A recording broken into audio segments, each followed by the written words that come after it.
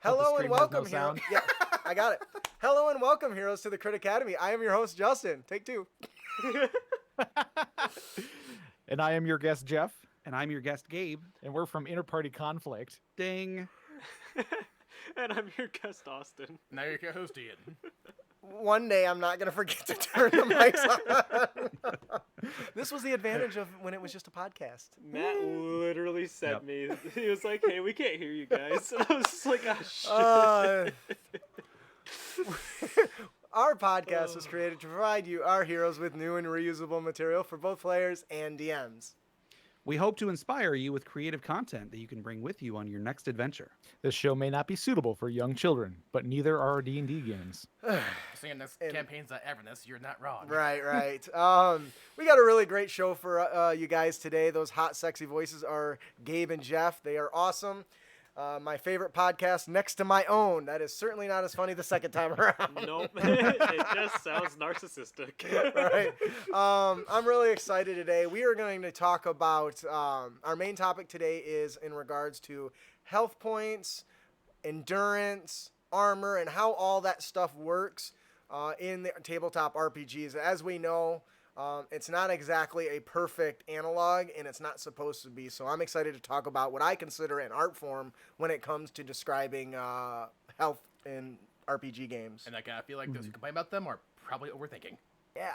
Now, on to our main topic today. Like I said, I'm really excited to talk about health, armor, and endurance in tabletop games. This totally comes from an article from Nerdolopedia by Jacob Waterman. It really spurred this entire conversation, mostly because I have some fighting words with some of what he says and agree with him on others. And I thought that this is something we hadn't really touched on. I know Gabe and Jeff, you guys have touched on it a little bit on your show. A little bit. So I think that this was a great topic to have you guys on for, because I want you to share your opinions and agree with me so that I'm right and I'm validated. You can disagree with him, too. It's fine. Well, we'll see. We'll see as we go. I disagree with you right now, actually. That's fine. So in this article, and you can, like I said, you can head on over to critacademy.com and check the blog article for the show notes, and you'll find the whole link there. So it starts off with the fighter swings their hammer into the skeleton, shattering it to pieces. Excuse me, I'm going to choke on my own stuff. From behind, another skeleton raises its sword, catching the fighter by surprise and landing a blow. A large gash is cut across their back, similar to the 9 other near-fatal wounds they've received that combat. Later that night, the party rests as they talk about their encounter with the undead, and in the morning, all their wounds will be healed. Mm-hmm. And they can go and venture through the crypt again. So That's how this article starts off. So before I go on my rant, does anybody have any feedback for that? Anything they want to touch on? First and foremost, it's a game. Excellent point. That's point number one. I was going to actually just kind of agree with what was literally the next thing, so we can just kind of go right to it. What about you, Gabe and Jeff? Anything? I was going to joke and be like, oh, sounds good to me. Let's move on. Yeah. Yeah. All right. I actually want to touch on this a little bit, and Ian kind of beat me to it. It's a game, people. Doesn't have to make sense. I'm the protagonist. Fuck you. Like, I have pseudo plot armor, so long as the DM demands it. So, whatever. Yeah. And I see a lot of people make the argument, it's called role-playing, not role-playing, that second part being like roll as in R-O-L-L, as in rolling dice. I'm like, yes, but you're also ignoring the game half of the word. Right. So that brings us to our topic of discussion is fantasy versus realism. Which is what I was going Realism, to yeah. Well, that's not how it works in the real world. Is something I have heard too many times. Mm-hmm. It's fake. It's make-believe. You think dragons are in our world right now? Come on. Let's be real. Or any of the other things like an aboleth? Have you not I played hope there's not aboleths. God, I hope not. That's terrifying. I guess we don't know all of the underwater. There's one in the White House right now. Have you not played Shadowrun? Anyway, so this thing happens a lot, and I think it happens mostly with people who are experts in specific fields when it comes to combat. Before I give my thoughts, Gabe or Jeff, do you have anything in regards to this kind of how it works in the real world? Well, I mean, in the real world, we have things like television shows where when a character gets shot in one scene, 2 scenes later, they're still walking around fine. Yeah. So like that, Check you it know, off. acting and storytelling is a real world thing, so you can Mhm. understand that. You can make that comparison that like, okay, this is also acting and storytelling. Yeah. You can make that connection as to like, okay, this isn't going to work exactly Right. like real life. Sure, because excuse me. So two things. One about fantasy and one versus realism. If you want it to be that, I mean, I guess they're both about realism. If you want it to be that, okay, your character gets stabbed by the skeleton. All right, your character's just dead. That's it. Is that better? Is that more? That was more fun, Gabe. Thank you. I've always wanted to be stabbed in the chest by a skeleton. Yeah. Oh my god. And then another thing is that I mean I am by no means a martial artist or anything like that, but I mean like I've taken part a little bit in like foam sword fighting, and also I've seen, like, my dad was a black belt. I think he still is, and I've seen Like the a karate good black amount belt or of- like a leather black belt? Because those aren't the same. Right? an actual black belt. Oh, okay. I don't think he's. I mean, it was like 20 years ago. I don't think he's done much since then. But so I've seen a good amount of actual fighting, and like realistic fighting does not look cool. No, it doesn't. It isn't, the one. It's not like one-on-one fights where like one guy takes him out in one blow and then jumps to the next guy and whatever. No, it's like everybody is like staying just out of arm's reach. Occasionally there will be like a swing that they dodge or whatever, and most of the time it's just like, oh, okay. You Yeah. look at your watch. Is it Is it over? somebody gonna do something now?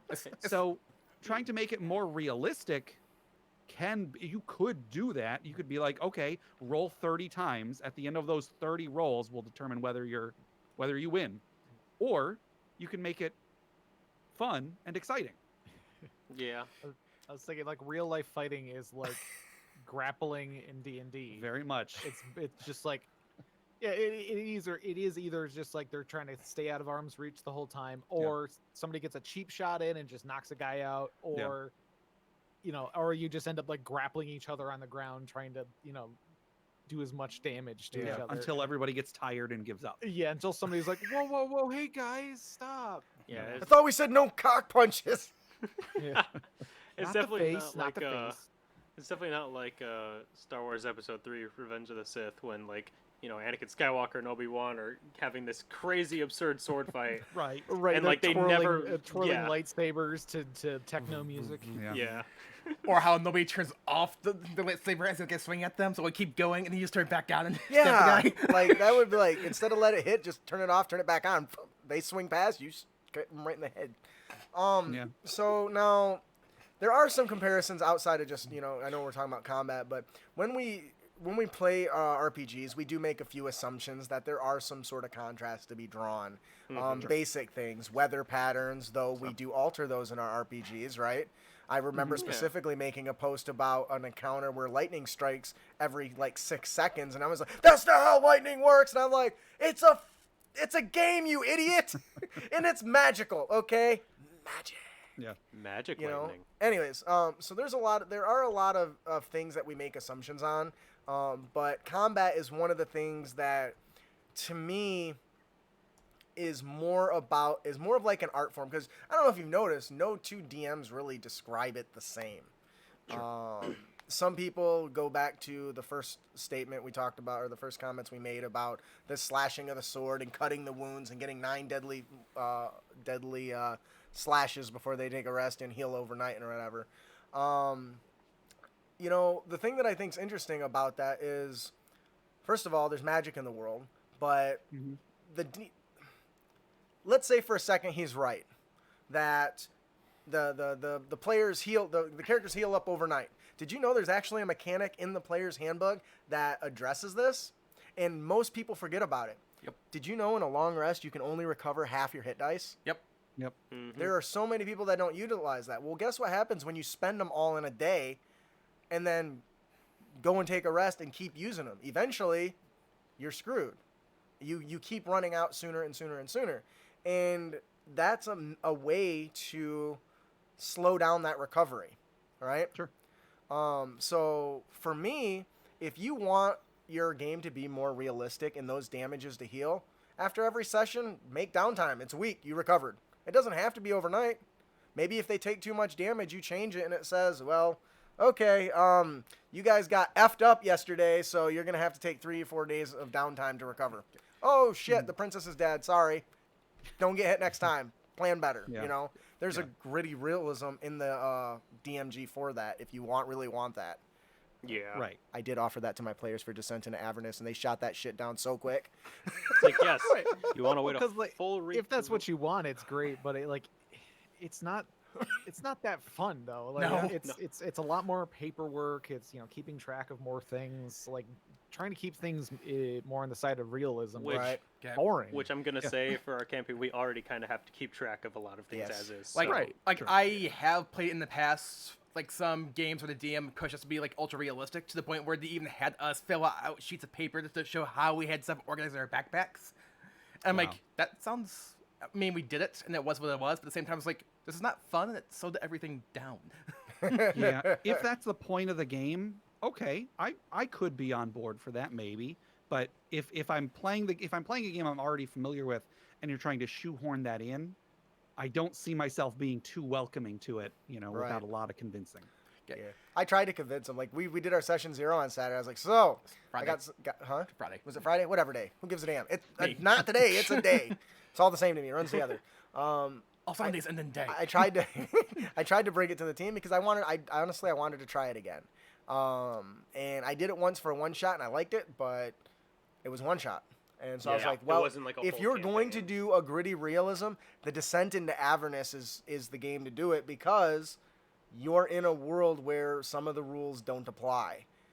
Time is different. You can spend a day traveling to the next city and then take you 3 days to get back to where you were at from the same Alternatively, it could take 5 location. minutes. Like the Right. warp in 40K. Yeah, so there's a lot of things, and because of that, and there's no like edible food or drink in the nature, so you have to. There's this very much survival sort of game. But they didn't want to go with all my ideas, but they went with most of them, so I'm cool with that. Yep. Can't win them all. On a side note, though, with the whole debate of fantasy versus realism, I remember back in the day where I saw the argument online of, okay, I want the wall run press a purchase style across a 30-foot gap. DM, you can't do that. That's not realistic. But this wizard just teleported 50 feet across the room. Oh, that's magic. That's okay. I was in a game a while back where the dungeon master didn't like people using dark vision with their characters because too bad. the way he saw it, the way he put it, the human eye takes, I think he said, 30 minutes to adjust to darkness. So therefore, dark vision, you have to be in perfect darkness for 30 minutes before you can use your dark vision. Dwarves and the elves hell are out. And first off, that makes dark vision completely useless in the game. But second off, humans don't have dark vision. Yeah. Orcs and dwarves and elves have dark vision, none of which exist. That's a good example. I like that. Stop. Stop. It's like the overthinking trap. Yeah, and that happens too often with the realism versus fantasy. Like I said, we do draw some parallels. Gravity is one, right? We assume gravity works the same. Nothing actually says that it does. How do we know that the Right. planet isn't half gravity? Just they're all smaller, I super guess. high. I don't know. Maybe that's why everyone's so acrobatic there. Is because the gravity is lighter. Whatever. Who knows? Sure, maybe. But there are assumptions made, but you can't be trying to leverage your scientific know-how in a game meant to entertain you for fun when people can make a wish come true with a word. It doesn't jive, people. So we kind of went on a rant there because I really want to get to the next point here. If I could, actually, a small interjection. I saw this online recently, and I thought this is a great metric for whether something is too technical or not. And I think it was somebody on Reddit was saying that in their group, whenever somebody proposes like, oh, well, I should be able to use heat metal on blood because blood has iron in it and so on, whatever. They like to ask their group, well, how would an orc describe this? Would an orc say blood is metal? Or would they say, no, blood is blood?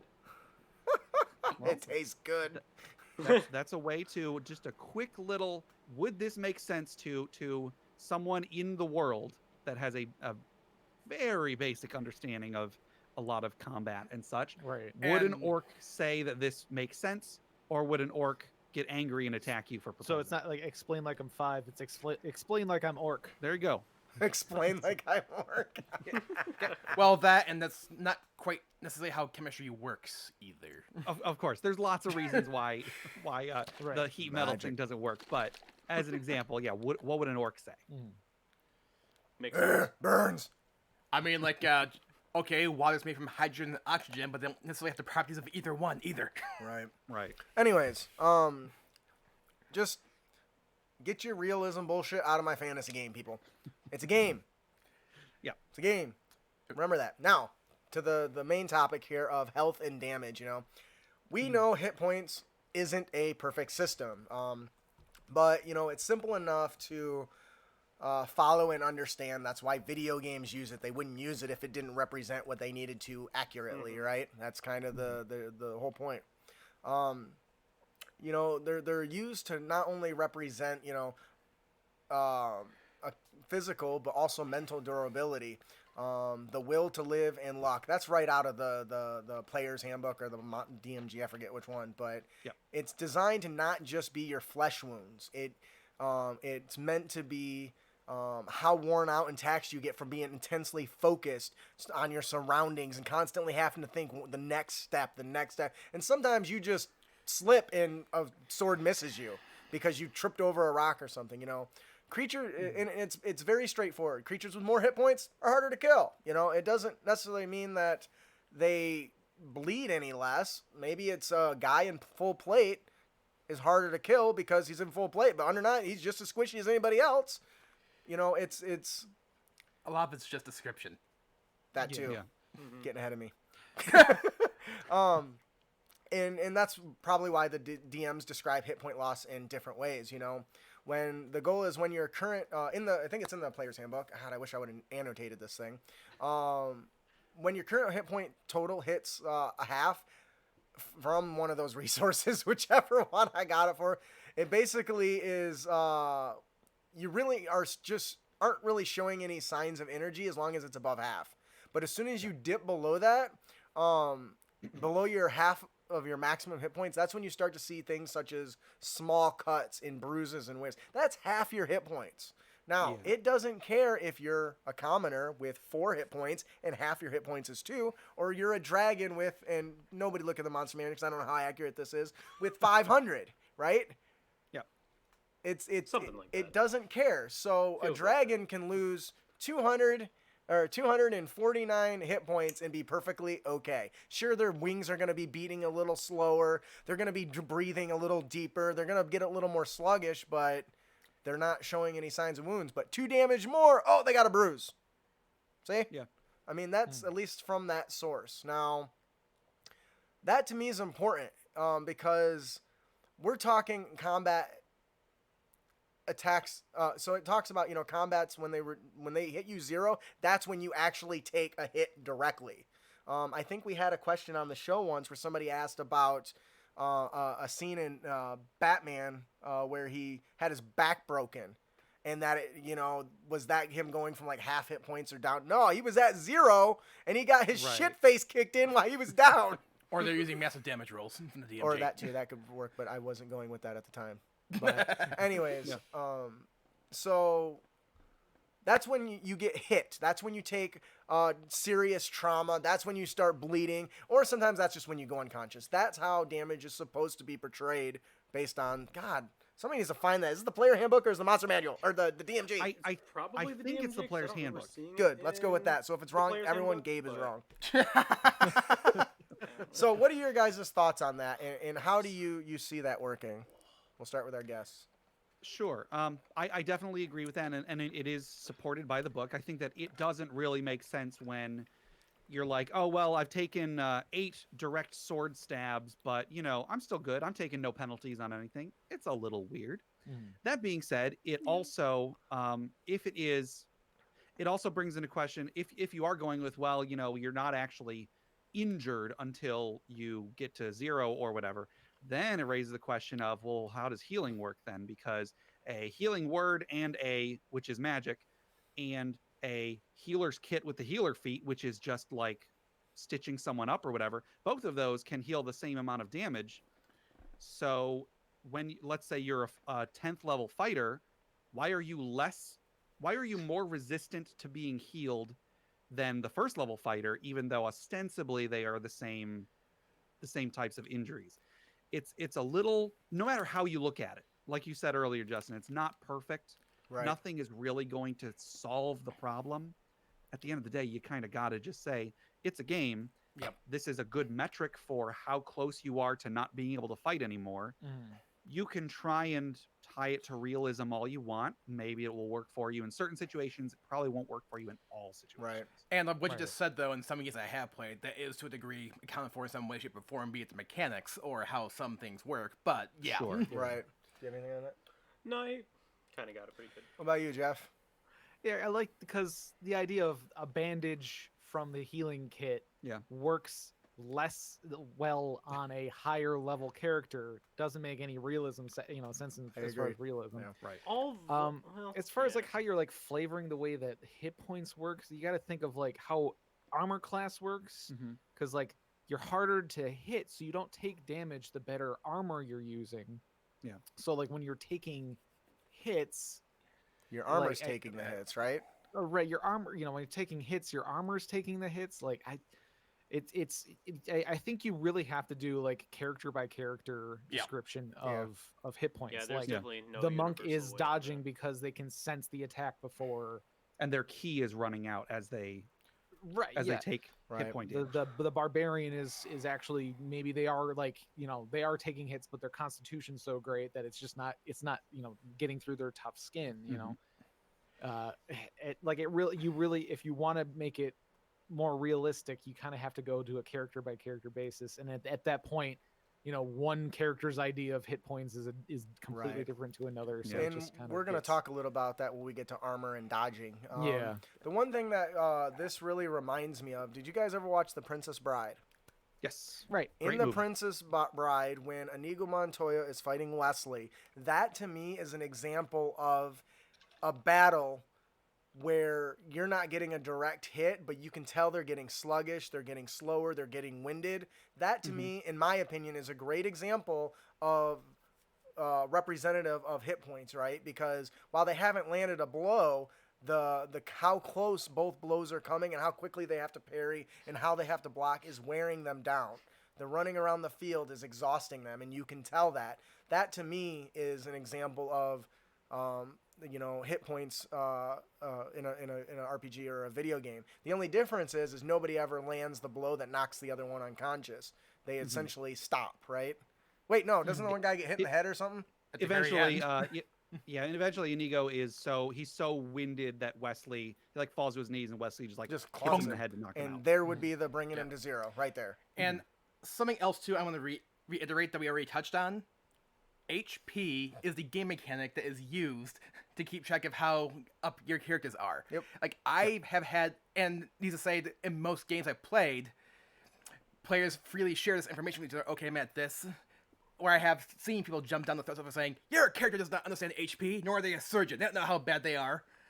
And to which I say, okay, let me give 2 examples. First off, I may be a doctor, and I met as an internal bleeding, but I know, for one example, being stabbed in the leg is a bad thing. And to make it even more extreme, I may not be a surgeon that knows how organs necessarily work, but I know your chest only being concave, so convex and being hit by a troll's club is also a bad thing. Yeah. Stop making this Stop more comparing difficult them. than you need to be. It's kind of like when those main characters from animes and stuff, they're all like, "Oh yeah, I have 3 broken ribs and a shattered ankle, but no, and my arm is also misplaced. But you know what? I know exactly how I'm feeling." Good. I can do this. Actually, I watched saw a martial arts fight one time with Savat, which is a French kickboxing, which is actually more hardcore than you would think. But the guy that they were interviewing was the former world champion, and the fight he won was famous because in his match against a South Korean, he actually in the fight had both of his arms broken. Damn. And ended up winning by knockout because he just switched to just kicks. Oh, jeez. What a badass! Holy I shit. know, right? And I'm just going, he had both of his arms broken and won? Yeah, it was pretty cool. You gotta do what you gotta do. So one of the comments Jacob made in his article, he says, so when you take damage, it does something to the character, whether that's a loss of blood or winding them or depleted energy, or maybe your barrier is running out. You know, we have magic in the games that give you temporary hit points and stuff like that. Mm-hmm. You know, those get depleted. Something is happening when you take damage. It doesn't necessarily have to be that you've got cut. One of my favorite things to do is when somebody successfully hits above, let's say a wizard cast shield, and they go to thrust and they block it with the shield, but they still hit above the AC. I just say that it cracks and busts a part of the magical shield away. That's a hit. You made a hit. I don't need to say exactly that it hit the person, but you shattered the energy that... You've drained him of the energy that was being used to sustain this barrier and penetrate him. That, to me, is a good enough example of a hit that wasn't stopped by a magical effect, but didn't technically, gut the person to bring him to 0. Though I've done that. Sure. I've been in those situations, too, where, you took 3 damage after putting up the shield. It cracks. The blade slips through like a glass window and right in your chest, and you fall unconscious, But generally beyond that, that's about where I stop. In our games, we have to be aware of that as DMs, which I think brings us to the next point. And what Jeff was talking about earlier is the armor and dodging differences. There's a 5th edition, we have to admit, has streamlined it a whole lot. There's really only 2 conditions. You get out of the way or you take the attack full on. There's really, to my understanding, there's not really an in-between. Correct me if I'm wrong. There kind of was the fighter back in the playtest to a degree, but that's another topic into itself, so... Yeah, so we're going to keep moving on. Yeah. So, you talked about, the difference between armor getting hit versus, like, dodging and it being a character-to-character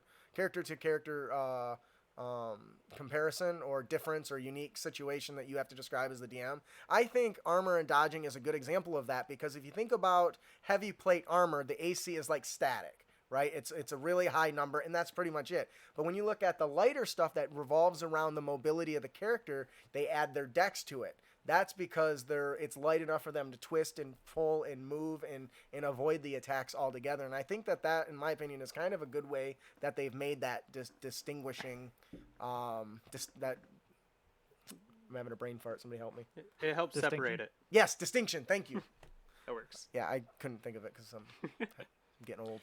Or or even that, though. I have seen RPGs where, like, with the Dragon Age tabletop game, for example. Mm-hmm. I've seen 2 different builds where they do treat dodging and armor completely differently, because dodging is I evade the attack, where armor, though characters with high armor tend to actually have lower ACs, but armors have damage reduction. So they offset it. Okay, that's kind of interesting. There's quite a few role-playing games, like even specific offshoots of D&D, like I know the Star Wars D20 system, which is very much inspired by D&D, uses armor as damage reduction rather than or addition to armor as AC. Yeah. So there's a lot going on in his breakdown of this, and the one thing I want to talk on is the difference. When you're describing the action, and let's say the person's got a high AC and it gets blocked, if you're aware that they're wearing heavy armor, just make sure you describe that it gets nicks and dings and defects. You don't have to go right after you got a cut in your arm or it managed to find the one little chink and get in there. No. You do 17 damage and, part of his, pauldron explodes, if that's a lot of his hit points or something. It doesn't have to be...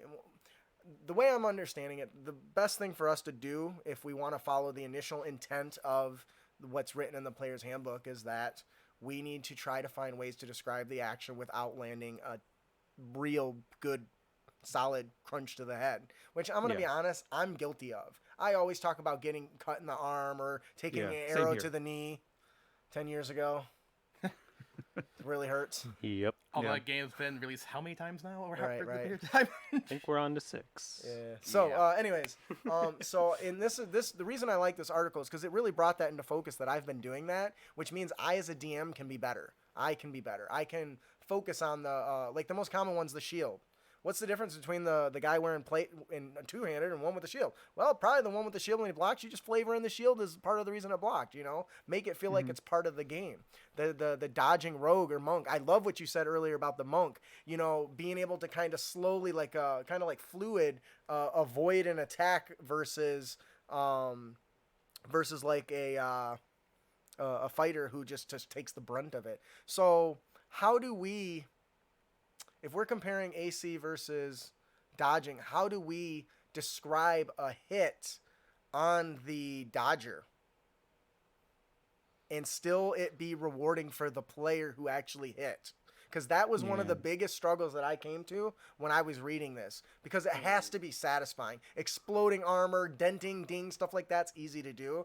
But if somebody's gonna dodge like a rogue or well, pretty much anybody, if they avoid by dodging, how do you make that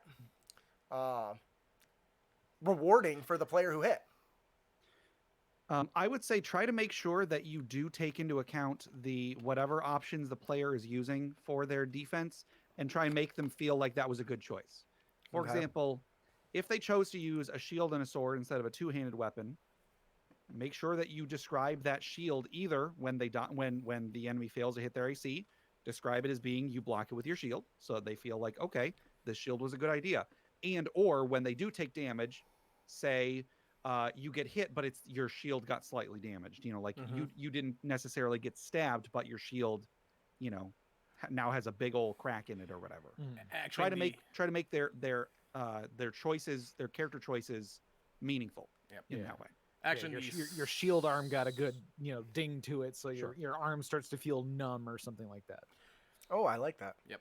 Although I do want to point out, though, somewhat that, not that it matters with 5th edition, but in the 2nd edition of Pathfinder, they actually do take into account shield HP. Oh, shields have hit points. That's cool. Another hit point thing, huh? Yep. Like durability? Yep. Okay. Yeah. And the shield does break if it takes too much damage, so... So, Gabe, I absolutely loved your answer. Could you give me more flavor to the dodging part? Because that's the question I was looking for. Because I don't know. I don't have an answer. I really don't. And so there's 5 of us here. We have to come up with a... I was going to say, okay, so say I'm the rogue, and I did get hit, right? Right. That's kind of the question that's going on. Yes. So I'm wearing leather armor. I'm still wearing armor, right? But it should be penetrated easy. So is it like do we cut a strap off? Well, I mean, does like, that count leather as a armor hit? does still, like, it still has, like, you know, it's still there. You can still say, like, something happens to the armor, just same as, like, say with the fighter with, you know, the full plate mail, like, something happens to him and, you know, his armor gets, like, you know, like, shredded or taken off or whatever. Right. But even with leather armor, there's still, like, a chest piece or something. Well, the whole thing is I don't know, man. I feel like if you got a good solid hit on, like, leather, it's still going to, like, cut right through it. I think that's just meant to, like, cut, like, well, that's getting back into the realism versus video game. Yeah, I was going to say, you're delving into realism. You don't need to be going there. I guess, I mean... You could just say it slashes the armor. You got a big gash in your armor now, exposing your flesh. There you go. Yeah, there's, like, a big old cut right in the middle. It's like, ooh, that almost got So me. instead of talking about being the flesh being cut, maybe you... Or maybe whatever you're wearing is getting cut. Or your weapons get damaged or something. And then the reason that you're able to heal back up to full at the end of the night is you spent repairing your armor. Repairing your armor. Oh, yeah, you're stitching that shit back together.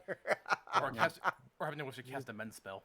Oh, yeah, see? Oh, but there now you're getting into why that sort of HP doesn't make sense, because then why can't you just mend it all? Well, I mean, when I was playing the rogue and I kept using the whole thing, and, you know, I narrowly dodged something, but I still got burned on my leg or something when I was fighting fire elementals. Yeah. I think another thing to consider is they talk about bruises and wear mental fatigue. Maybe... Okay, I got something. So let's say the enemy comes at you viciously, and your rogue twists and turns and dodges and manages to avoid a direct blow. That's all you say. Then the next time they make an attack and miss, that last attack from that goblin really threw you off. You can't see straight a little bit. Your eyes are blurred, so you miss that attack because that bastard hit you before. And that could be a good way to capture the mental fatigue. Now, you're not really adding any mechanic to it. You're just using, smart. Hey, you missed. This is why. Because you took a hit, but it didn't hit you physically. It meant it's wearing you out. It's I mean, you're That's not great. like I said, you're not. I don't know if that's about the best I've managed to come up with so far. I think what's just really important is the player's ability to separate what is being described from the mechanics of the game, because Yeah. like hit points are hit points, they're going to work exactly the same no matter what you say. Yeah. But if you say if a dodging a sort of character is getting attacked and they get hit, but you describe it as you dodge the attack but you're getting tired, a player that doesn't quite understand that that's a separate thing Yeah. will be like, well, I thought you said I didn't get hit. Why are you rolling damage?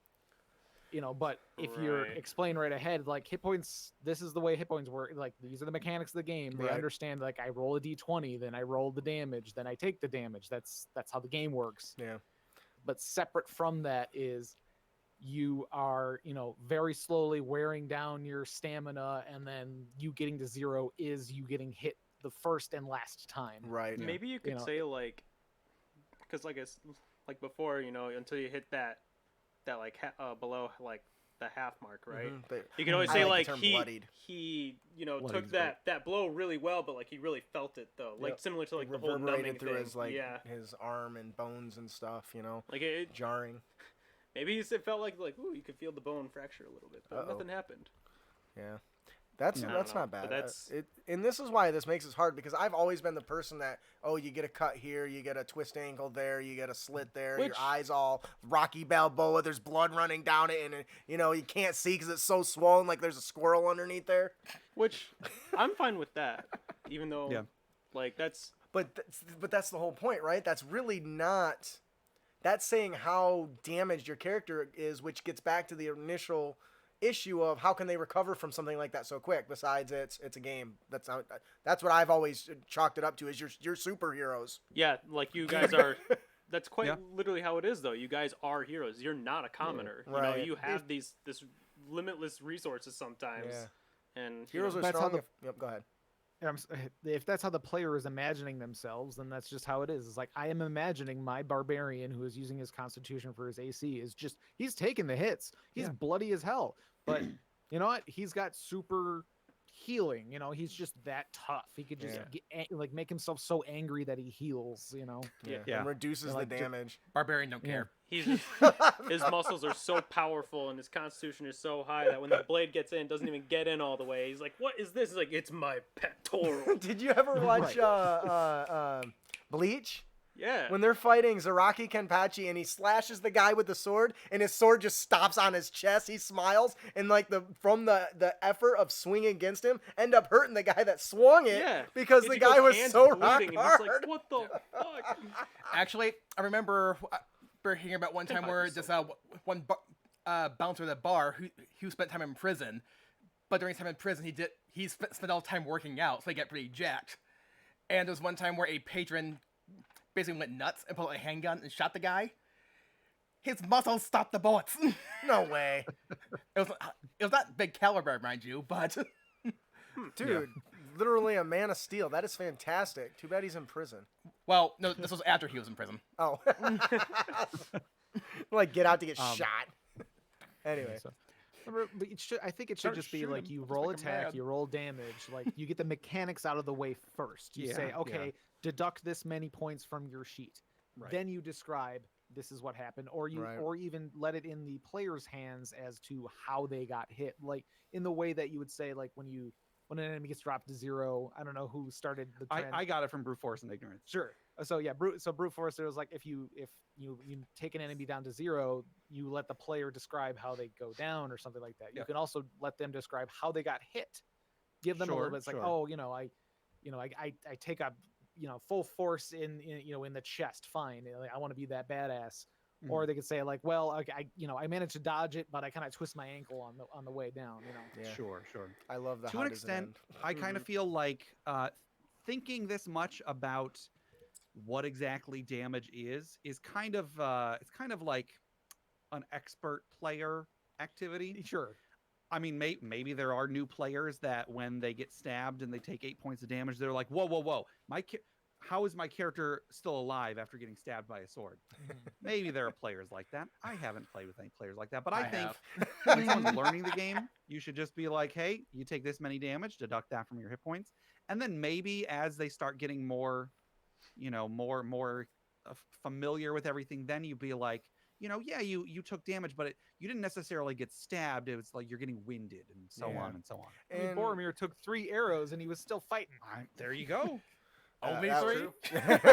Yeah. The one thing that I experimented with recently because of this article, actually, because I found this article like forever ago, and in one of the games I was running, I tried to describe more of the shuffling around and the twisting and the turning and I tried to make it, but one thing I learned that came out of that, in my struggle to not say he who got stabbed, I actually described a more interesting scenario. And so maybe that's the secret. It's easy to just say you get hit in the arm and then move on. It's harder to actually describe the transaction back and forth between the two. Because if there's one thing that I don't know if you guys noticed, but when I run my games, I always constantly try to describe how you're pushing back and forth towards the enemy, and you manage to swift around him, and he trades blows with you. And then when I go to the next person's turn, you see, this barrage attacks coming from this kobold as Zorax turns and twists and manage to avoid the blade. What do you do sort of moments, which thank you to Zipper on Disney for all the great tools in that one. And I found that it forced me to make more interesting combat. And I think maybe that's the real goal of saying that it's not just you get stabbed and hit points for a meat bag. It's by having to make a conscientious thought of its luck, its armor, its stamina, its mental fatigue. You can come up with more, and it opens up the door of how many things you can describe, I suppose. We haven't even touched on damage types. Oh, Yeah. Oh, Jeff, and that's- why? Why'd you have to make this more that's a complicated? whole Gabe, slew of Gabe things. roll an opposed athletics check. I'm grappling with you. I don't want to. do it. Make the check. Right. Do it. I Oh, got a 9. I got a 13. Well, Oh, fail. he's got you wrangled. How do you have him grappled, Yeah. Jeff? So psychic damage, like if you have 100 hit points, you take 50 points of slashing damage and 50 points of psychic damage. You go down just as well as getting True. 100 points of slashing, or a shattered Yeah. mind still cripples you. Yeah. There's people in nursing homes that would agree with that. I mean, Yeah. what is it? Phantasmal force? That's not Oh even. my It's God. not even physical. It's just all straight in your head, and you're just freaking out until you literally just pass out. Yeah, 'cause like, you've that's- been You tortured. in totally your made me head. feel like a douchebag for casting Phantasmal Force. Oh, me? Hey, Yes. that I don't remember that. What happened? The Duchess. The He- Duchess. He Oh. made her think that her husband was beating her. Yeah, until that she was great. literally went down. I remember that. That I'm was like- hilarious. I'm like, I now feel like a horrible person. Yeah, they were in they were raiding a giant's castle, and he cast Phantasmal Force, and you talked about like her biggest fear or something. So she was being beat to death by her husband, and he's like, Oh, I my feel so goodness. bad now. I forgot about that. I am a dickhead. I'm like, dude, man, domestic abuse is no joke. It is not. But then plot twist. I cast Phantasmal Force on her husband, saying, this guy's a dick, he deserves it. But then he started fearing his wife beating him to death. They had a very abusive relationship. And I'm apparently. going, what just happened? Anyways, the last thing I want to touch on here is endurance. Now, this is something that I have personally been using for a long time. I love hit dice. I love exhaustion. But the one thing that I really like to do is for spellcasters. The one thing that never really jived with me is why is there a limit on spellcasters like a mage who all of his power just comes from the weave, right? You just know how to do this stuff. So I tried to remember the book that I read like 9 years ago or 8 years ago, but in that book, the spellcasters had to build up stamina. And because pulling It was from... Aragon. It was not Aragon, but they do that too. Yeah. I should have just went with that because that was better. It's actually inspired me from another book, but that one does it too, where in order to cast I'll use Aragon as an example too. In order to cast a spell, you have to use the same amount of physical effort from your body that it would take to do it through mundane means. And so when your body isn't used to drawing on that much power, it exhausts quickly. So that's why a caster with 2 spell slots starts to get winded, and they start to move sluggishly and make more mistakes when they use up both their spell slots or even one versus somebody that's got 10 spell slots. They've built up the Maggie is another one, the anime Maggie. They make them go through physical effort to re-strengthen their bodies for that same reason. You just And made then me there's think of, Sinbad. Sorry. There just made me think of like a mage who's like level 1. He's all like this like scrawny guy like me, and then you go to like this mage who's like level 12. He just opens up his shirt. He's completely chiseled Ripped. under there. He's like, Yeah. yeah, I've been doing this for a while.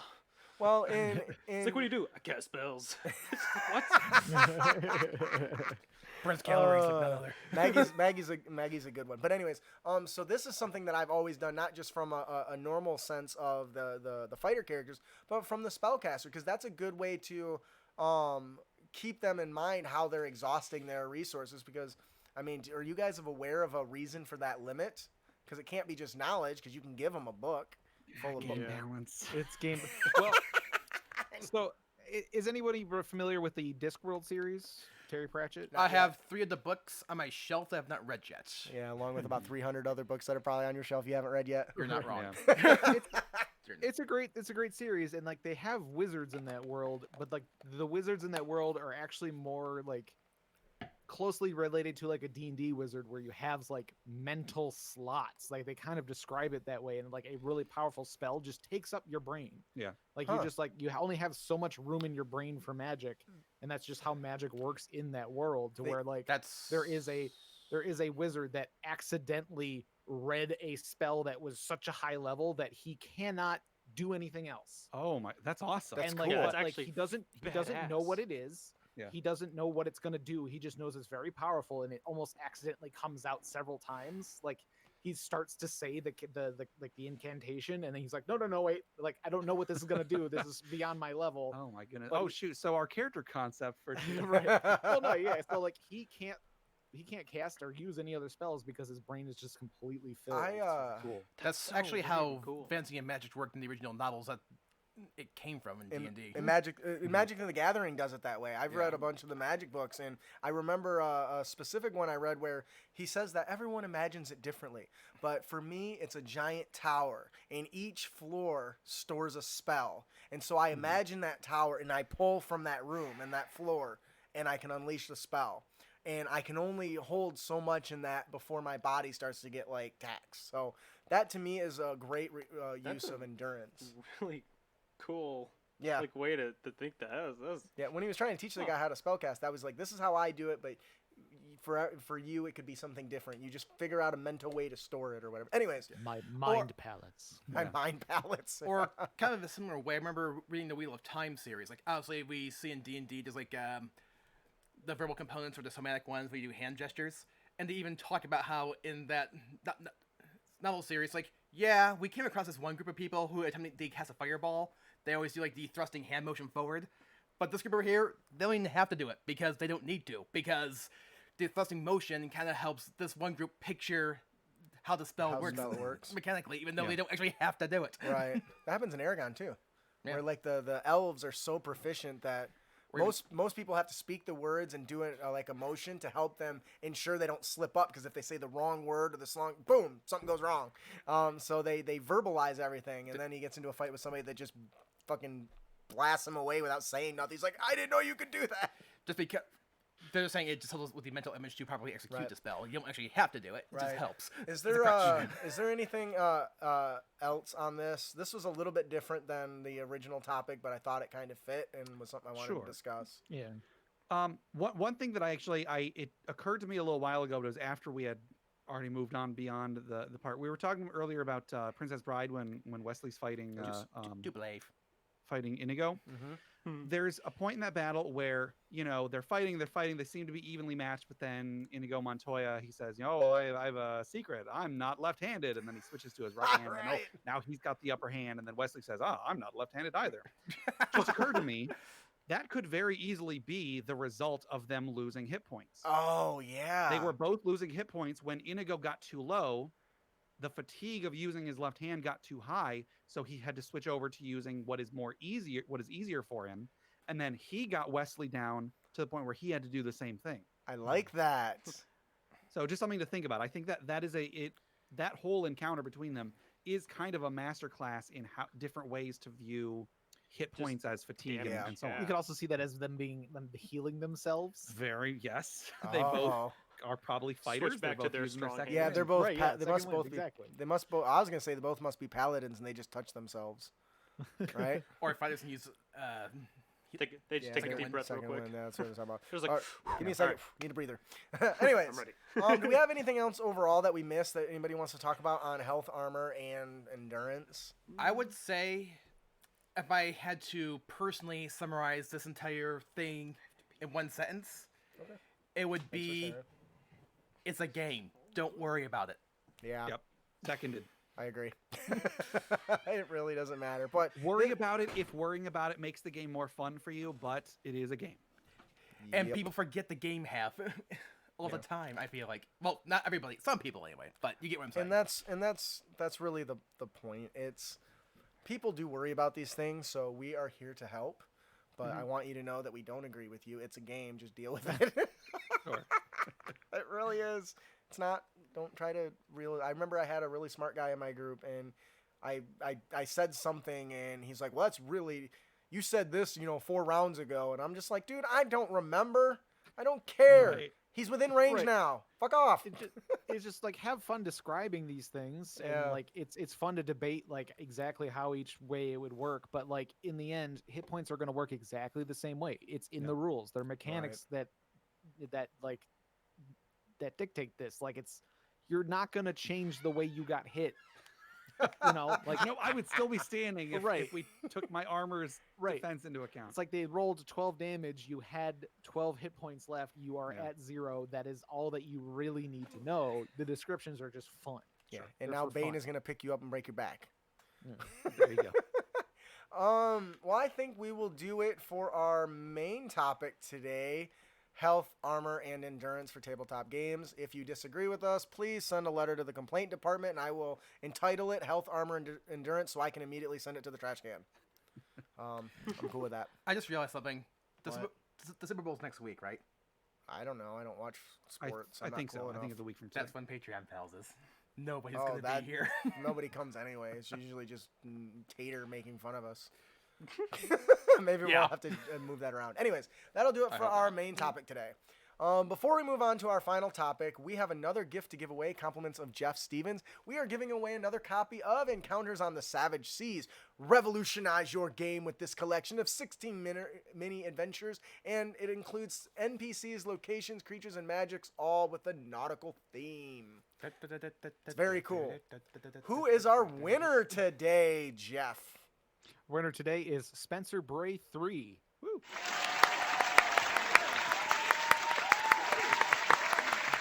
We did it. Yeah, congratulations, Spencer. You are the winner. Of all the people, you are the best.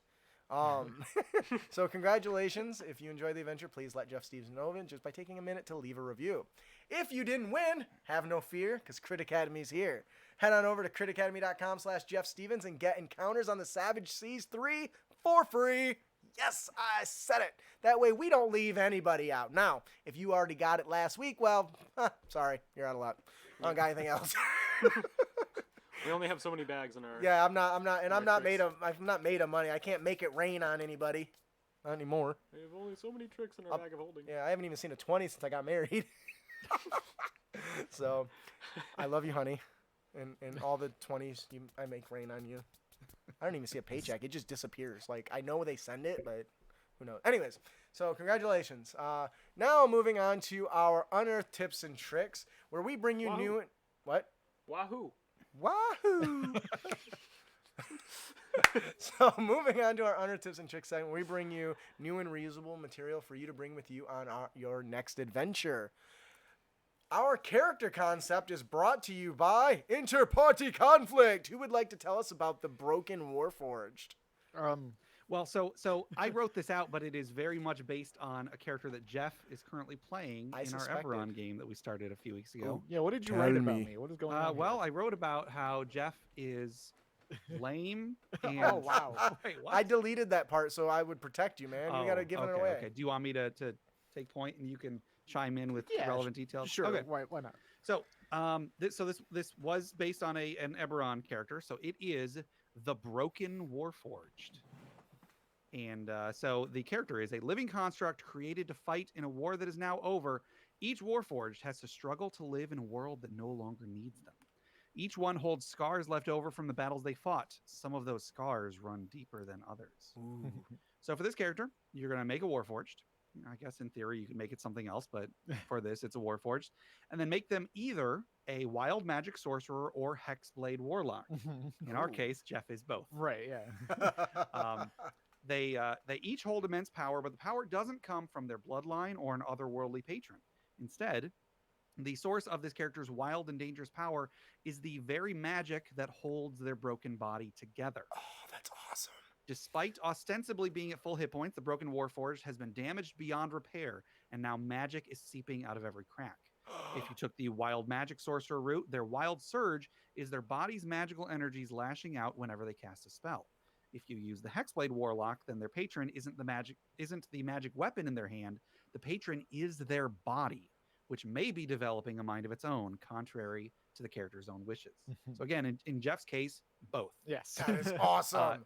So whatever spells you cast, you can flavor them along this theme. For example, Jeff, what do you do when you cast Dancing Lights? Right. Yeah. So yeah, Dancing Lights, because Dancing Lights, it creates like the 4 orbs or whatever, but you can also create like a sort of image, like a humanoid like image or something like that. So I kind of like been flavoring any time we cast a spell as like this discharge from the Warforged body is sort of, acting out in these ways. It's like taking like a humanoid form, Right, yeah. and rushing at the enemy to attack them or whatever. Right, yeah. So you like cast a spell and it shoots out this like, this Warforged shape image that goes and hits the enemy. That is way cooler than mine. I made a Warforged Sorcerer once, and when I took Dancing Lights, he just had an exhaust pipe in his ass, and it came out of that. But this is way cooler. That's one way a to do- different approach. Right. That's only do flaming hands. Right. That is so on this so what inspired this idea? I don't know exactly what started it. Because I wasn't sure if I was going to be playing a Warforged because it was an Eberron thing. I was like, well, this is the time to use Warforged. So then, of course, I was thinking of not using one just to throw Gabe for a loop. Like I'm always trying to Gabe's get Gabe to throwing let me his play hands up. Warforged in other campaign settings. Yeah. But finally, when we're playing Eberron, I'm like, I think I might play. Oh. I don't know, an orc. What if this was the campaign where finally I was like, no, Jeff, you cannot play a Warforged. I've been too benevolent to you already. Yeah, and for reasons why we won't go into because it's just sort of weird. But like we were just like, hey, let's all be 2 levels of Warlock and 1 level of something else. The reason is 2 levels of Warlock is awesome. Right. So true. Everybody got 2 free levels of Warlock. Yeah, we're just nice. like, and it was just sort of an interesting way to, I was like, okay, how do I make it like what makes sense as a like spell casting Warforged, and I think I was also looking into Wild Magic Sorcerer, which I think is one of the worst. We've made some changes to how it love it. What are functions, you but talking I like about? the concept behind it. Yeah, it relies so much on the DM putting the entire game in danger, which the DM doesn't want to do. The DM doesn't want to roll a dice and have everybody die to a random fireball. Oh, fireball centered on you. I Sorry, do. guys, campaign's over. You're Exactly. more I don't want love to that. put that in Gabe's hands. So we've made some changes to it, and then it just sort of kind of went from there. Like I get an idea of a character build, and then I build the character from there. And I was like, all right, what'll be a cool way for what makes sense as a Warforged sorcerer? Because like your sorcerer powers come from your bloodline or something like that. Like, but a Warforged was built. So it's like, okay, it was built, but now it's malfunctioning. It's like a malfunctioning robot. It's like the terminals in a Star Trek ship that just explode for no reason. Like, oh, okay. So like, his spells are his just his quote unquote circuitry. I love it. Kind of discharging. And then I think just as we played, it became more of like a consciousness than it might have originally been intended as. Yeah. I kept forgetting Jeff's character's name. Yeah. I named him Kaput. Yeah. And I don't know why, but I kept wanting to call him Havoc. Yeah. For It's some not reason. even close to kaput. Not even close. I have no clue. It's not even like, oh, it's an X-Men thing. No, I just kept I don't know why. But anyway, I voiced my concern about my constantly wanting to call him Havoc, and it was either you or Steve. No, like I was like, well, why don't we just we'll call that like after image that ghostly image that comes out when I cast spells that is Havoc. Right. So like possibly the other consciousness that's trying to take control. Yeah. is Havoc. That's cool. Right. I think that's awesome that he bended to your inability to say the name. But not Yeah. just so new Patreon reward, get a shirt that says my name's not Havoc. There Signed you go. Jeff. I'll have to admit, this is a fun concept, and that actually reminds me of, I never actually played this character, but I once thought of one where, in a nutshell, Warforged Sorcerer, who's the dragon blood kind, but the idea is they're powered by dragon blood because it's magical. I love that. Okay. Sure. They yeah, got, like, a there's the idea transfusion. that Yeah. Warforged have some of like an alchemical like circulatory system, Right. like where their blood is alchemy or something. So like that alchemy could be Could be Dragon Yeah. Blood. dragon blood. When I was big be into kinda cool. 7 Deadly Sins, one of my sorcerers got his power from drinking the blood of demons. And that's how some of the guys there get their power, and they just drink more demon blood. So every time I leveled up, it's like, ain't nobody watching? It's the good stuff. And then there's Escanor. I haven't seen that. He You just just said 7 Deadly Sins. Oh, yeah. Okay, I thought you were talking like an anime. I was like, I don't know what that is. Anyway, so I think that'll do it for this awesome character concept, by the way. yeah, that's brilliant. So officially, it. Gabe, I expect one every single week for until our show, if it does ever end. Because this is better. I mean, than I got any a other bunch one. of them. I can. Oh, there you go. Yeah, send them to me. There you go. Yeah. You can submit them to. You can submit it to critacademy@gmail.com and man up on the show. Anything that saves me work. Anyways, that'll do it for our character concept. What's it called? Broken Warforged. The Broken Warforged. Yeah.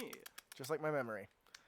Austin, would you like to tell us about the monster variant? Sure can. Let's see. So the monster variant today is the Merilith Apprentice. Put some emotion behind it, buddy. I'm counting on you. Once more with feeling. The Merilith Apprentice. There There we we go. go. The six-armed serpentine Yep. terror delights in hacking enemies to pieces with its swords, doing so with horrifying ease and astonishing grace. These creatures are often mistaken as Medusa by adventurers, due to their female upper form and snake-like lower half. Unfortunately, when they make the mistake of turning their eyes away, they are then sliced into ribbons. The Meriliths are obsessed with mastering martial skills and often take trophy weapons from particularly challenging and fierce opponents, then hiding them away for only their eyes. That's you guys. When you die, that's you. Just so you know. We're like, this is mine. So can you tell us where this thing comes from? So this was originally the salamander. Its lost or changed features is fire immunity becomes only resistance. It loses cold weakness. We change from elemental to fiend, and the spear becomes the short sword. Heated cool. body and weapons becomes weapon dance. Change the damage to slashing, remove fire damage, and change it to weapon slashing damage. New features. It can parry, which is terrifying. The Merilith adds 5 to its AC against one melee attack that would hit it. To do so, the Merilith must see the attacker and be wielding a melee weapon, which it should have. If it does not, Got there's 6 something hands. wrong. It better have at least Yeah. one. I hope Right. it. Oh man, I hope this doesn't mean it can parry like 6 times. No, one reaction. Well, I I had mean- considered that though. Yeah, I was gonna say like, oh, that'd be whack. Well, because I almost wanted it to be where it boosts the AC like Shield, where it stays up until the next turn. But I realized that would quickly imbalance the character to have an entire round where its AC was ridiculously high. Yeah. Although I'm now picturing a wizard going, parry this, you effing casual. Fireball. Fireball. And it gets Shroud of Steel. The Merilith's weapons twirl in the air as if to fend off incoming strikes before they arrive, and countering with quick, unexpected swipes. When the Merilith takes the dodge action and an enemy makes a melee attack against it, the Merilith can use its reaction to make a melee weapon attack against the creature as a reaction. Sounds like General Grievous almost. Sure, yeah. go with that. Wasn't the intent. Just big old So- spinny swords. And just- That's what I didn't envision the General Grievous, but the kind of the swirling of blades all. What do you guys think about this over that inter-party conflict? I think it sounds really cool. Sounds very cinematic and pretty badass. Yeah, probably be pretty good at taking out several Jedi at once. Yeah, I see what you did there. So the Merilith is a very high monster, but sometimes we don't get to those higher levels. So I've been trying to Yeah. bring some of those higher level monsters to lower level variants because they don't start that strong, right? They gotta get up to that level. So this one was a nice kind of balance. One of these days I just need to film myself going through my thought process when I make these things because there was so much shit going on in my head. I must have rewritten it like 5 times. But one of the challenges I had was the heated body. I was like, well, it's not giving off heat. I was like, shit, it isn't giving off heat. Blades are just swirling randomly and gonna cut somebody. Yeah, I really like that. There was in 4th edition, there was a fighter ability you could get that it gave you, like, just for the rest of the encounter, anyone within 5 feet of you just took a D8 damage every round because your swords are just constantly going flashing everywhere. around. I love that. Very much General Grievous. You are right. Ah. I got it. And we might point out the animated micro series General Grievous, Yes. the good one. The good one. The good Right, one. yeah. What was wrong with the one in the movie? Have you watched the micro series? No, but Yeah, I like the micro series General Grievous was like one of my favorite scenes in a cartoon. It was great. It was like a horror movie. It was Yeah, they made him, amazing. like super terrifying, and he took on like 8 Jedi a by dozen himself. Jedi at once. And won. Yeah, there's a reason why in the movies he's not depicted nearly as well in like the micro series. Or even as compared to the Clone Wars TV series. Yeah. It's like he's it's like he was a joke, but in this original micro series, he was a freaking terror. which was the Yeah. point. Yeah, I did like that he got shot in the heart. Like Yeah. right there, that's got to be like a critical hit because of all the armor and blades and everything on his body. He managed to hit the one spot that would kill him. Mm-hmm. Anyways, so I really like this monster. It's definitely designed to be able to be one of the like a leader of a pack of weaklings or minions or something like yeah. that. I also like the detail in this where you said it looks like a Medusa. So what if players didn't know what Look it was away. and they're like, oh god, we can't look Sure. at it. And So next thing they're you know, they get stabbed. imposing disadvantage on themselves by attacking blindly. Oh, that would wreck their shit. Yeah. Be hardcore. That's how I Yep. roll, baby. Actually, most of that's just 4E descriptions, but you know. Also, 4E is awesome if you're looking for some new combat ideas. I really do think 4E was underrated, and people didn't give it the fair shot it deserved. Yep. Yeah. All right. I think that'll. Do you guys have anything else you want to talk about this monster? Would you use it? I think I'm good. Yeah. Damn right you would. I had a question. So in the notes, I put, because there was already an encounter, so I put mine as an alternate. Are we going with the alternate or going with the original? I guess it. How about the alternate so you can use the original for something else? Sure. I really like that one though. It's gonna be Sad face. used, just Use not it today. next week. I your show. suppose. Let's work for you next week. Let us hear, Gabe, about the encounter of the podcast, the Cog Carnival. Yes. So this is again something from our Eberron game. In the Rising from the Last War book, there is a location mentioned called the Cog Carnival. The encounter I have isn't quite that, but I did name it after that. So the party is in a dirty, seedy part of town, either in search of something or just passing time on their way through the city. When they emerge from the local market, they're surprised to find a carnival? ? In addition to food and drink, this bustling attraction has an assortment of games of skill and chance. A game where you throw a ball to knock down milk bottles, another where you hit a lever with a hammer to try and ring a bell at the top, a game where you toss rings onto various pegs. Each one would be best represented by an ability check of varying difficulty, and the winner gets money or a trinket. But remember, if they were easy, the carnival would go out of business, and some of them just might be impossible. But the games aren't all there is to see. Each station is run by a barker of questionable values, and the crowds are sure to attract the attention of pickpockets and cut persons. That is, if those vagabonds aren't in the employ of the carnival itself. Maybe while the barker is telling you about this game that, oh, you should just try again. You know, you failed because you need to throw them with more of an arc. Maybe while that's happening, one of their buddies is sneaking around to, reach Hopefully inside you're your pocket. Stealing Passive, magical weapons. Passive perception must be good because otherwise you're losing your stuff. Sure. And then you can consider having the party's participation be somehow mandatory. Perhaps they seek information from an informant who will only cooperate if the party proves their skill. Or maybe they accidentally run afoul of one of the local toughs who doesn't like these new faces getting all this attention at the carnival. Ooh. So just kind of basically it's a carnival, but an explicitly seedy and crooked carnival. Dude, I love this. One thing that thing I see posted in groups a lot is I've given out too many magic items. What do I do? They're too powerful. Well, I them know away. I know a fun place they can go visit now. Sure. I think this is fantastic because there's I don't know if I heard this on your show or if I just read it in an article, but adventurers are carrying so much value on them. There's no reason that they wouldn't be the target of constant muggings and banditry and theft and everything. Now, some DMs would be like, "Oh, you can't take away their stuff they work so hard for." Well, they better work better to guard it. Put it in a dimensional pocket. Get rid of it. Go put it in a. Don't carry it around.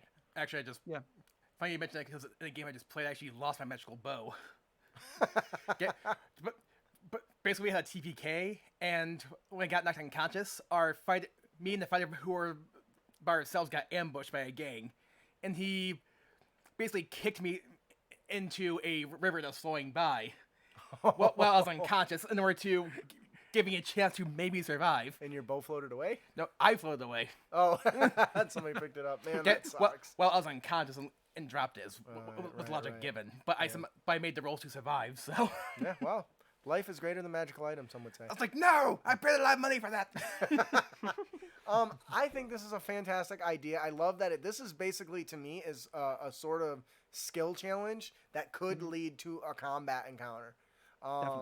What I think would be really great is if it did, is like somehow all the little games like transformed into like traps. Like, you got like the ring toss, instead like spikes come out the bottom and they try to knock you onto them or something like that.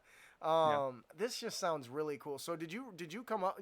You mentioned this is from an Eberron campaign. Is this something you came up with, or was this like an adventure you ran? Well, so in the adventure I was running, there is a place called the Cog Carnival, and it mentions that there are games they can play, but it's basically just the players are supposed to go there just to meet with somebody to talk to them. And I think I decided that the players got there a little early, so I let them play some games. One of the people in the group accidentally insulted one of the Warforged Was there. that you, Jeff? There was a bit of an altercation, but also I ran an adventure several years ago where there was a big festival going on, and so I sat down and I came up with a bunch of games the party could play, and it made the session so much more memorable because it's not just sure, roll a die, okay, you win some gold. It was like, oh, okay, you rolled high enough, but the guy who's standing in front of the in the dunk take, he's a monk and he used this thing to deflect the ball away. And so I was able to think of interesting ways to make games for the group to play, and I think it really made the game a lot more fun. Yeah. What do you think about that, Austin? I agree, actually. Like, that does, like, it can create just like these like really fun and like memorable like situations that you can just kind of give to your party. And I think it would be hilarious if like, the Cog Carnival, like, oh well, this was great and all, but it's a giant trap, and this sucks. Sure. Could you? It's built on top of a Sarlacc pit. Sorry. Oh no.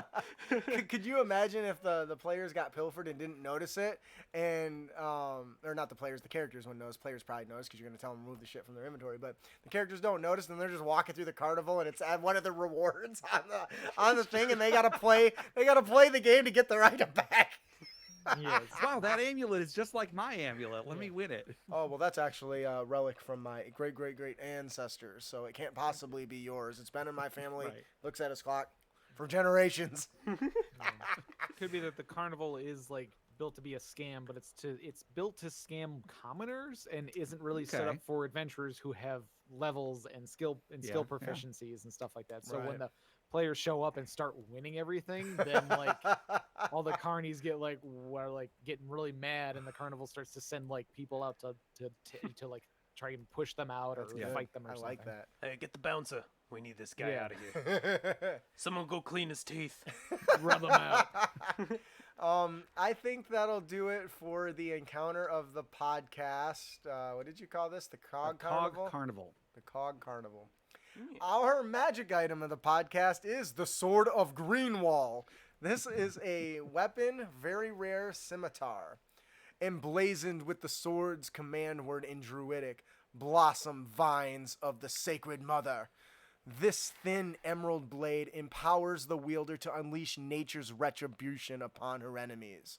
Small seeds at the end of its hilt can be seen blossoming and falling off when its power is released, then regrowing the next dawn. So before I get into the mechanics of this, I totally stole this from Interparty Conflict. They were having a discussion. Sort of. And somehow you guys led into the Sword of Greenwall during this magic item debate. I was just making up a name. I was looking around the room and being like the Sword of Greenwall, because we're recording in a room with green walls. Right. And so you guys started throwing back ideas of what it should do. I was like, oh my God, that sounds awesome. And they're going to be on our show. I got to do this. So I tossed this bad boy together. So first of all, before I even get into it, what do you think of the flavor? Sounds great. Yeah. Sounds awesome. I like the fact that the command word is written in Druidic. Yeah. That was a very Oh, nice yeah. touch. Yeah. Very, very nice touch. I originally was going to make it attuned to druids, but I figured, it doesn't have to be. And most druids don't really seem to use weapons anyway. Much. A lot of them use they always carry a scimitar, don't they? When they're not casting spells or wild Yeah, shape but fingers. this is good. So anyways, as a bone action, you can speak this magic sword's command word. And I love that I gave it a little bit of flavor, because I imagine the player saying, "Blossom, vines of the sacred mother," or some BS like that, and you know exactly what kind of shit's about to go down. At least after the first time. Causing thorns to erupt from the blade.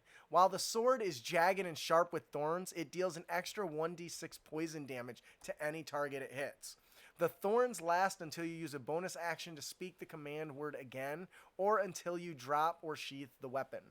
Now, the sword has 10 charges and regains 1d6 plus 4 expended charges daily at dawn. That's when the little flowers regrow, or the little seeds regrow, which was not something somebody mentioned in the show too. Like, oh, I think it might have been Jeff. You can have little seeds or something growing on the end of it. I was like, that's awesome. Yeah, it's just a way to keep track of the charges. You know? You inspired me, good sir. Anyways, so if you expend the last charge, roll a d20, and on a 1, the sword turns into rotted wood and is destroyed.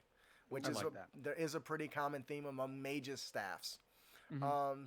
Spells. While holding this sword, you can use an action to expend some of its charges to cast one of the following spells from it. Ensnaring Strike for 1 charge per spell level, meaning you can boost it up a little bit at your own risk.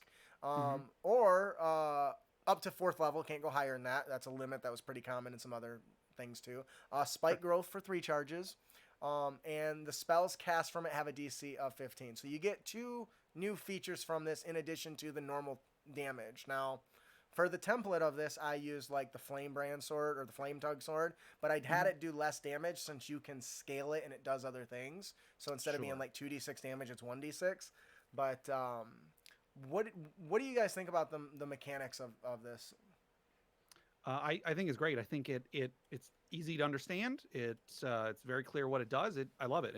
It's great. I think this is a very, very well put together magic item. I like the potency for that it has for being a very rare item as well. Like it does feel like a very rare item. It doesn't feel like a legendary item. It doesn't feel like just a rare item. It feels like where it should be too. Sure.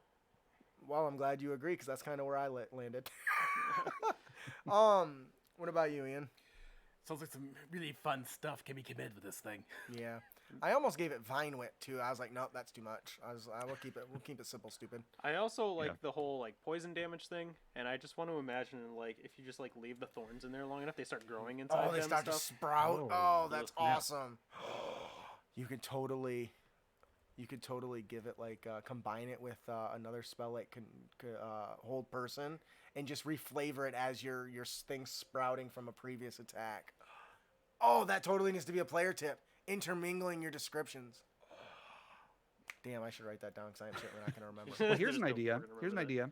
Maybe the players use this sword to kill some bad guy in a dungeon or whatever, and then they kill them, they leave the body there, and then they have to come back to that dungeon a few levels later, and when they come back, the whole place is overrun with vines and thorns and whatnot, because some of the thorns left behind in that corpse started to grow, and then it grew so large, now they have to clear out maybe it has spawned like Vegapygmies or some other like plant creature that now they have to fight Oh, And like the dude, corpse dude. of that dude is like intermingled in his head or something. Plant-based clone of the thing you killed. Ooh, there you I go. love that.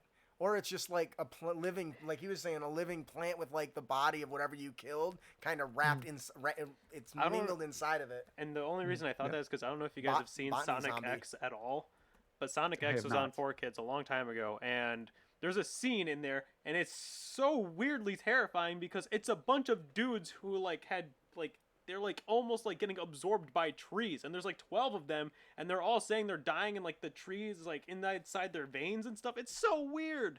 Just look it up. It's like a kid's Sonic show. has got pretty hardcore. That was back in like 2000, like I don't know, like 4. It was That- so crazy. That makes me think of Over the Garden Wall, actually, but I won't go into It was that too like, much. oh my god, and that's the where I thought I was like, Yeah. this is so weird and terrifying. And did you notice there's no actual like nature-based like sword like there is for the Ice Brand and Flame Tongue? So I thought that this Yeah. was a great addition to that. So Yeah. I love it. you're welcome, Watsy.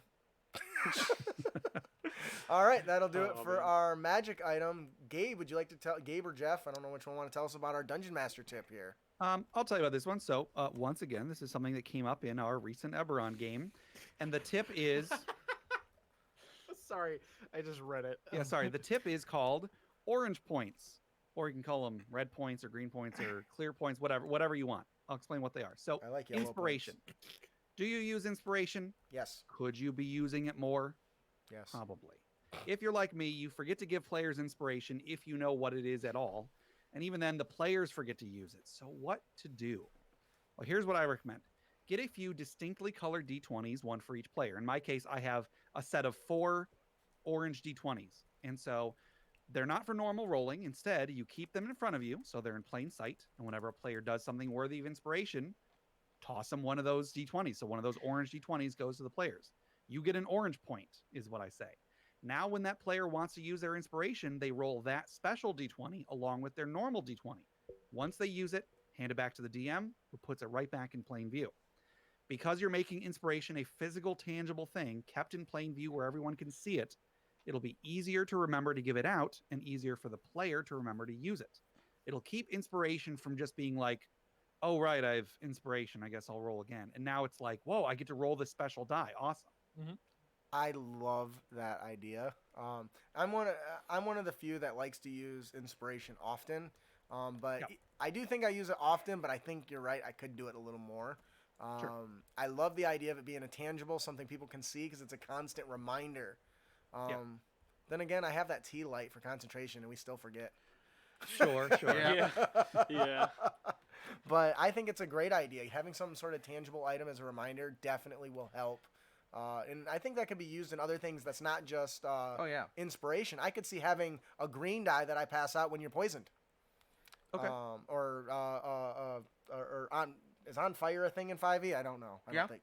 In some You're, cases, you're yes. burning. Could Here, be. here's a red die. You're on fire. And tick it over every time you take damage. Actually, Kevin, The this green die for poison makes sense because like when you have the poison condition, you're at You have disadvantage. disadvantage, yeah. So you're rolling that as your disadvantage. Oh, die, I too. didn't even think that Sure. much into it. I was just like, I want a reminder. That's cool. I like that. I was just thinking the green wall sword. Green Yeah. is poison. Woohoo. Sure. Nice touch. kind of in the same vein, my Monday games I play in, one of our GMs, they alternate every week, does give poker chips at the beginning of the adventure each night, say, this is your inspiration point. Yeah. I love that. Nice. This is a great tip, Gabe. Well done. Thank Do you. you do this in your game, or was this something Yeah, you we, thought we, of? we just started it in this one, and so I think Yeah. we'll keep doing it. Yeah. What like most of our ideas, they kind of start off as like a little joke, and we're like, you know what, that actually works. Yeah. Yep, and this definitely works. Thank you for that. Mhm. All right, that'll do it for our Dungeon Master tip. Orange points, Orange points. or red points, Woohoo! or green points, or clear points, or whatever kind Whatever of points you want. whatever you have extra dice of. Yeah. Yeah. Oh, no, not extra. Go buy a special one. This is baby. Or- Special. Sure. I mean, I I guess you could just that's buy a a good bunch of idea. D20s. Or you had those like really weird colored dice you always get from like a pound of dice bag or something like that. sure. You can have the fugly die. This is my kaleidoscope die. Something that's so ugly it stands out that you can't possibly miss it. Right. Yeah, All this right. dice has the Mad Cats logo on it. Oh my god. Our Mad Cat. player tip of the podcast is Don't be a Don't dick. be a dick. They tried. Yeah, There is delay. that never works. Never. We appreciate Don't the be a effort. dick. Yep. All right, Seth, line that up. Don't Don't line it up. B. Damn it, Jeff. Ding. Why don't you Like an hour. why don't you tell them how they can avoid dickitude? Sorry, was I didn't write it, so. okay. Sorry. I missed. I think. Sorry, I didn't hear you. Yeah, I can do it. So you Okay, can avoid oh, dickitude by Ian wants to making do a it. portrait of your character. Yeah, go ahead, Ian. We're gonna now- give it to Ian. Can we give it to Ian? Sure, go for it. Sorry. Ian's been lonely and just talking in chat the whole time, so I It's think he true. wants something to do. He's like, I want to do it. I want to do it. I want to do it. And you can avoid dickitude by making a portrait of your character. Help everyone envision what your character looks like by making a portrait. Sorry. I will punch you. Okay.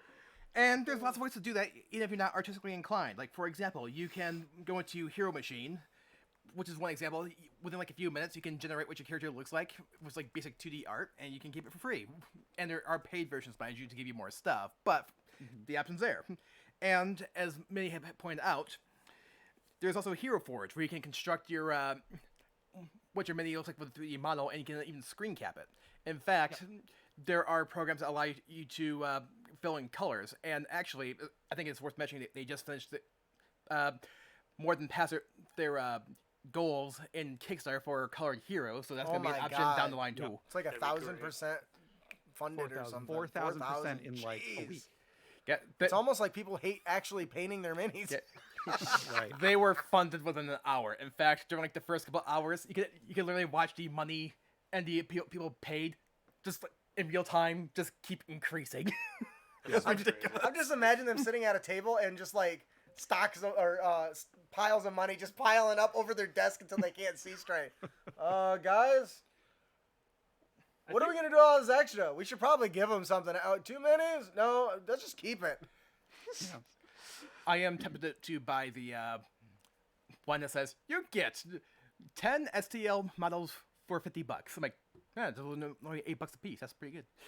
Anyways, Yeah, not bad. I think this is a great tip. I saw the artwork you did when you were in the game I ran for you guys, which was just recently. I had a blast, by the way. Thank you so much. I did as well. I thought that was a lot of fun. Also, on a side note, you can also find stock images online too if you like. And actually, this kind of makes me think of when I ran an article where a blind player started playing with everybody else, and he actually asked everybody, "Can you describe to me what your characters look like?" And they suddenly realized that there's what they picture. A lot of the players, what they pictured in their head, didn't necessarily match up with the many they had on the map. Right. Yeah. But it helps usually draw is. out the entire thing to Right. everyone. Yeah. I think it's a great tip. I worked with like that I said, you sent me. Yeah, you did. You sent me that image, and I asked you where you had got it, and I've learned that that's for somebody like me that can't draw. That's a very powerful tool, and you can customize it so much. Yeah, So- I was using the like really old version of Hero Machine from like 15 years ago. It's gotten only better since then. So there's even with no artistic ability whatsoever, you can in 5 minutes you can have Right. a full color, full body portrait of your character wielding the weapons they wield, casting spells, wearing armor, all sorts of stuff. Yeah. What I typically do is I just go on Pinterest and find somebody here's else's just- really that's nicely easy. done Yeah. art, and Yeah. I'm just like, that's close enough. And then, like, I mean, I'm not trying to like, I'm not gonna like repurpose it and sell it or anything. I just, Sure. it's more just for my own, like, yeah, I could see that being my character. That Right. that makes sense. And it helps to bring it to life for everyone else as a reminder, especially if you can put it on like a little tent and sit it on the table. Definitely, yeah. So, all right, I think that'll do it for our player tip of the podcast. Don't be a Don't dick. be a dick. Damn it, Gabe.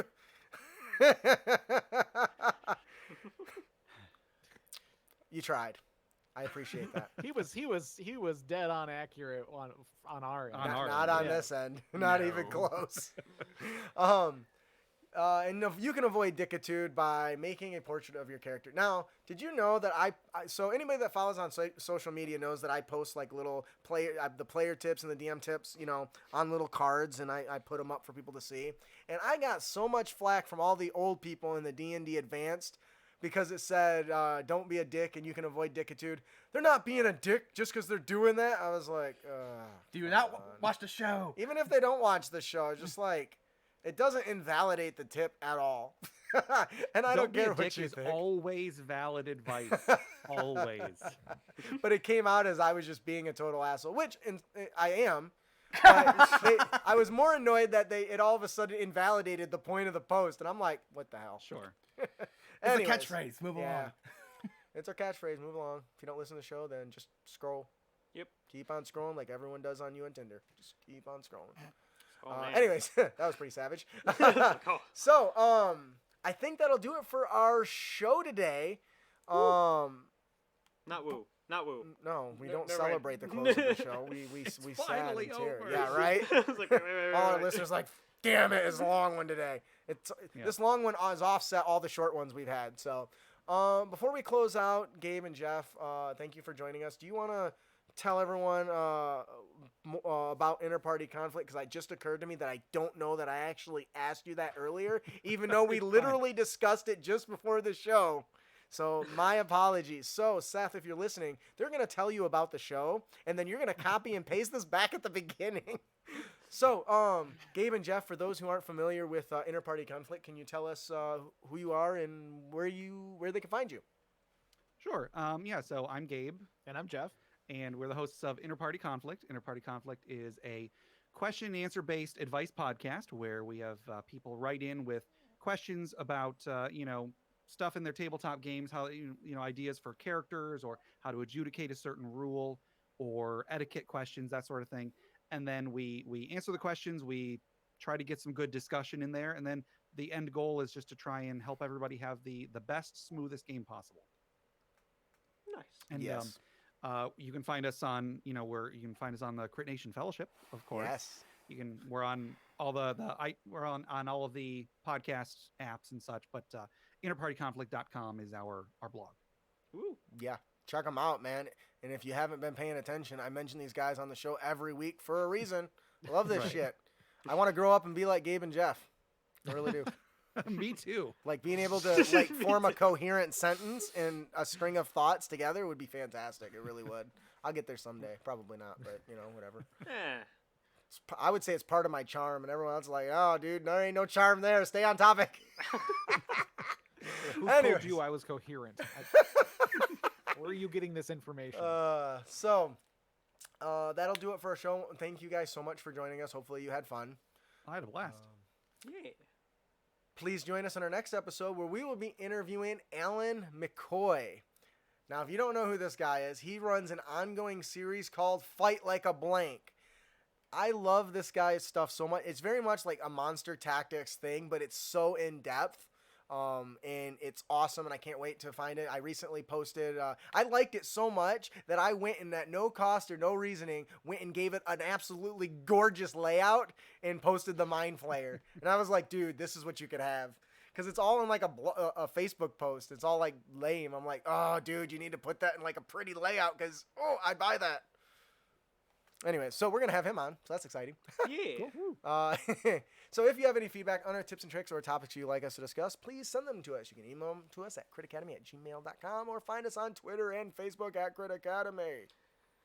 All right. We hope you've enjoyed your experience here at Crit Academy. If you did, you can help others find the show by leaving a 5-star review on iTunes or your platform of choice. Or you just send us a message on telling us how much you enjoy the show. I like those a lot. It really helps my ego. Yeah, please stroke his ego. We can't do it for him. It doesn't take much.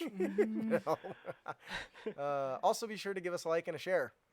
Make sure to subscribe to our show at critacademy.com. Follow us on Twitch TV/Crit Academy. And subscribe on YouTube so we can help you on your future adventures as well as a chance to win cool prizes each and every week. Make sure to check out our fellowship members as well. Yes. Huge shout out to Inter-Party Conflict. Gabe and Jeff, those guys that show. do an awesome, yeah, me too. They do an awesome job of answering your questions like real professionals. Maybe we'll be like them someday. Who knows? Also check out Brute Force and Ignorance and also follow The Kind GM. He does an awesome, fantastic blog on Facebook and Twitter. I follow mostly on Twitter. He does some really good stuff. Make sure to follow D&D Character Lab too. They're putting out content, or they're not putting out content anymore, but their content is still there to devour if you're listening to for the first time. So, I think that'll do it. I am your host, Justin. I'm your guest, Gabe. I'm your guest, Jeff. And I'm your guest, Austin. And I'm your co-host, Ian. Thanks for listening. Woo. Hey, Inter-Party Conflict, would you like to sign off with our signature closing together? Sure. Do it. Keep your. You guys are right next to each other. How'd you mess that up? Yeah, we could try to say. You could do the. I'll do the and spells prepared part. That works. Yeah, That works. Okay. Keep your blades sharp. And your spells prepared, heroes. See, Ooh. they're like that. they're right next to each other. They still offset. You'll get it there. All right, let's all wave to the camera. Thank you guys so much for joining us. We're gonna roll the credits now and shut off our mics. See you guys later. Awesome.